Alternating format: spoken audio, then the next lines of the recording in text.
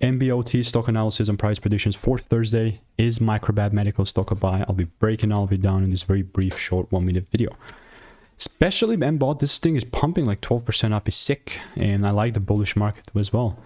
The whole bullish idea came back from right here, somewhere in April, right? And since then, it's been just pumping. I'll keep this on the chart for sure. Right, thing was 14th of April. That's when it was made. And that's sick. That's very good. Yeah, that's great. And after that, I mean, I'm here to tell you that. Okay, this is where we are. Here's that top. And only if I do see the price pulling back down just a bit and giving me a double break, then and only then I will look to take it up. Other than that, like randomly buying will just not be happening. So that's how MBOT is looking like.